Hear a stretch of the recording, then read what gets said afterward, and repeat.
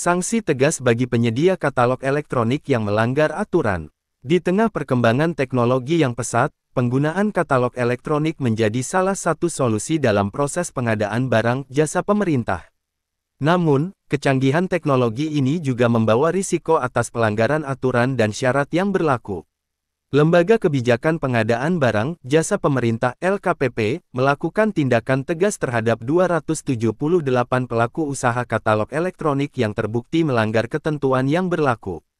Hasil patroli dan pengaduan menunjukkan bahwa sejumlah pelaku usaha nakal memanfaatkan kemudahan dalam proses bisnis katalog elektronik untuk melanggar aturan.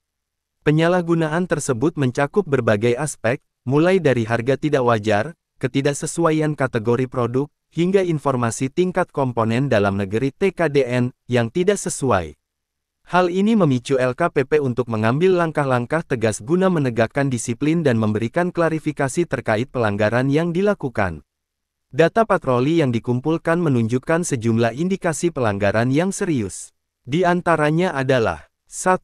Ketidakwajaran harga, ditemukan sebanyak 8.695 indikasi ketidakwajaran harga pada produk yang tercantum dalam katalog elektronik.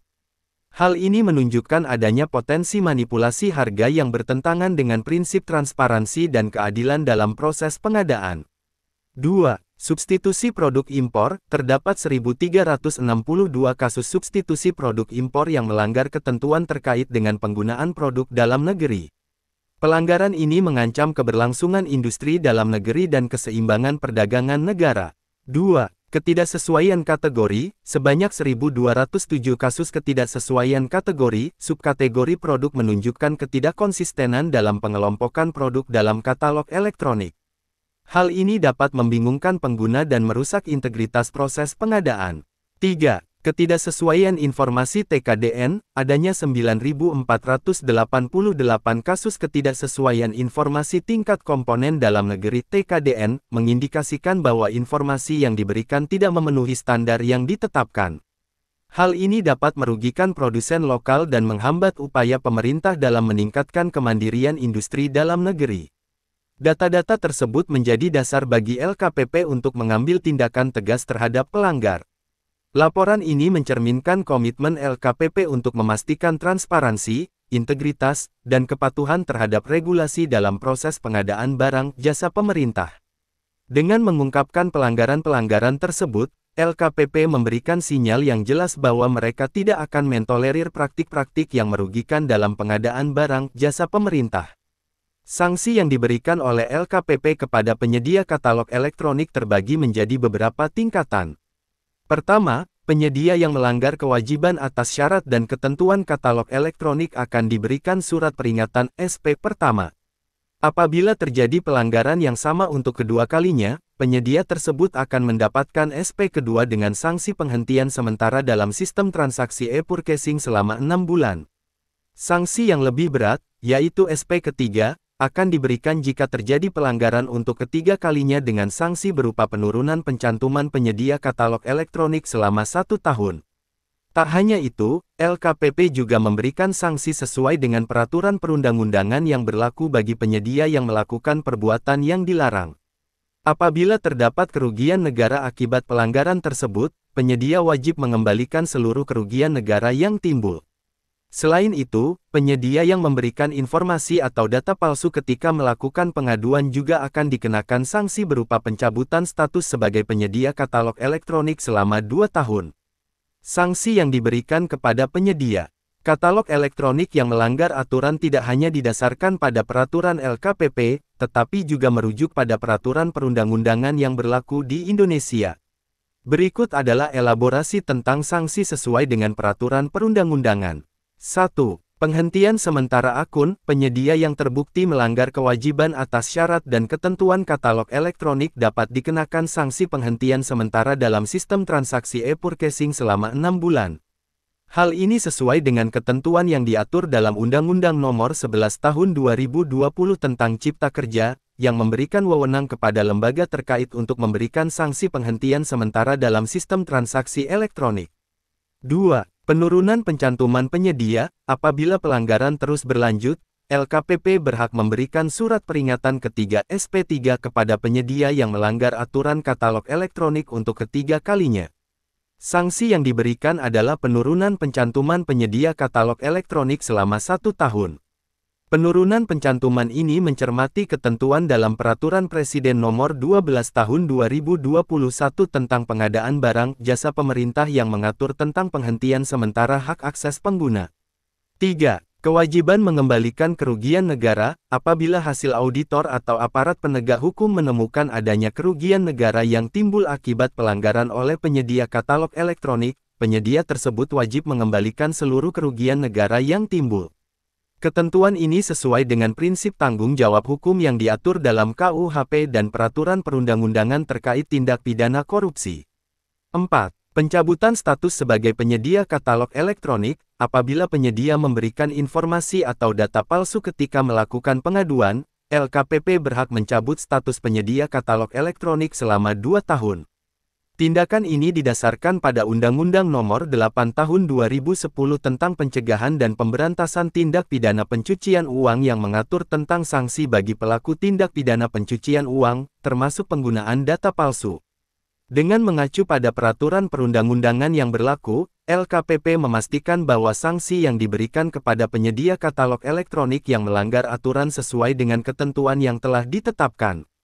Langkah-langkah tegas ini diharapkan dapat menjadi efektif dalam menegakkan disiplin dan meningkatkan integritas dalam pengadaan barang, jasa pemerintah, serta mendorong pelaku usaha untuk mematuhi aturan yang berlaku demi terciptanya lingkungan bisnis yang sehat dan berkeadilan. Pentingnya menjaga integritas dalam pengadaan barang, jasa pemerintah menjadi sorotan utama dalam tindakan LKPP. LKPP menekankan peran penting pelaku usaha yang jujur dan berintegritas dalam mewujudkan pengadaan yang beretika. Langkah pemberian sanksi kepada pelanggar katalog elektronik diharapkan dapat menjadi pembelajaran bagi penyedia lainnya untuk mematuhi aturan yang berlaku. Melalui langkah-langkah tegas ini, LKPP bertujuan untuk menciptakan lingkungan bisnis yang adil dan berintegritas dalam pengadaan barang jasa pemerintah.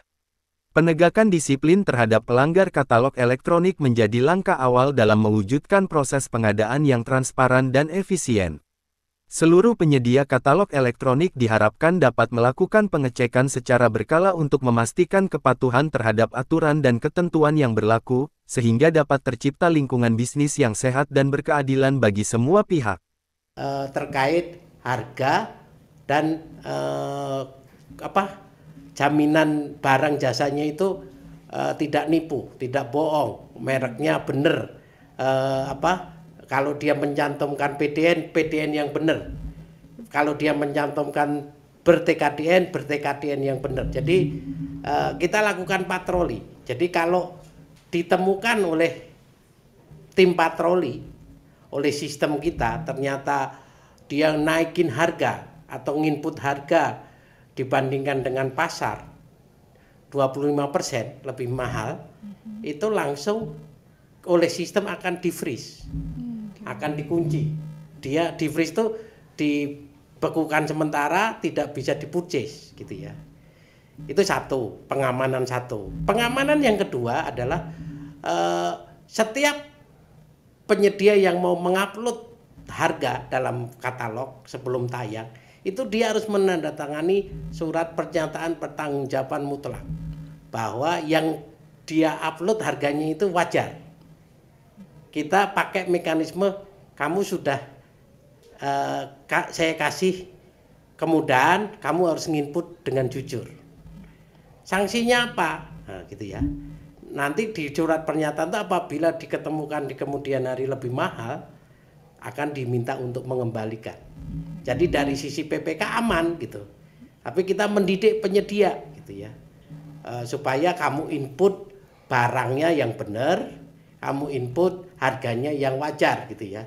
Kemudian di ketentuan kita sanksinya apabila ditemukan pelanggaran tadi ada surat peringatan kedua, kemudian peringatan ketiga dengan menurunkan tayang di katalog selama 1 tahun.